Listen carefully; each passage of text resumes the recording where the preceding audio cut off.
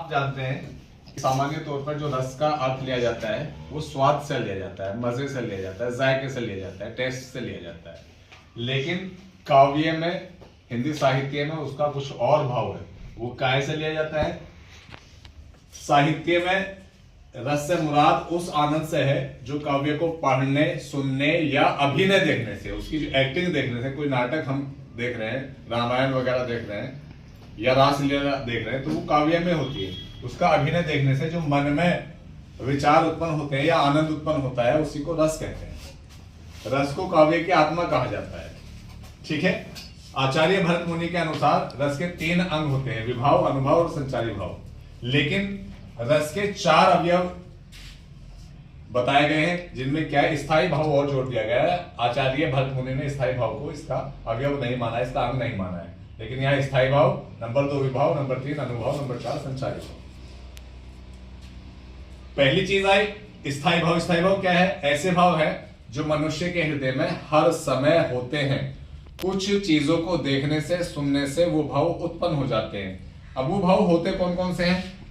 जैसे आपने देखा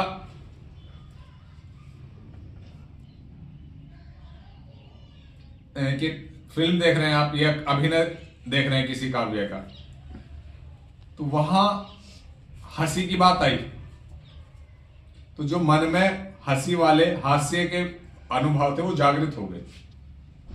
तो दुख की बात आई तो रोने वाले भाव जागृत हो गए। ये स्थायी रहते हैं, हमारे मन में पहले से रहते हैं, लेकिन इन्हें जागृत किया जाता है। और जो इन भावों को जागृत करते हैं, जो कारण, उसको विभाव कहते हैं। यानी स्थायी भाव को जागृत करने वाले कारणों को विभाव कहते हैं।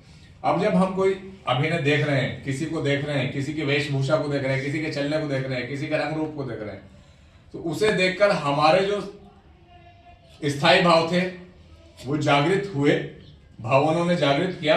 और शारीरिक जितनी भी चेष्टाएं होती हैं, जीत की खुशी सुनकर के उछल पड़ते हैं, है ना, रोते, विलाप, कोई मर जाता तो विलाप करते, हाथ फेंकते, पैर फेंकते, बॉडी में जो क्रियाएं होती हैं, जो चेष्टाएं होती हैं, वो सारी क्या कहलाती हैं?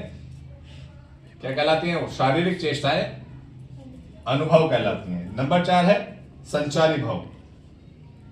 तो काव्य को पढ़ने, सुनने या अभिनय देखने से मन में जो उत्पन्न होने वाले अस्थिर मनोविकार हैं, जो कम समय के लिए उत्पन्न होते हैं, जैसे अचानक नींद आ जाए, है ना, उससे क्या होगा, एकदम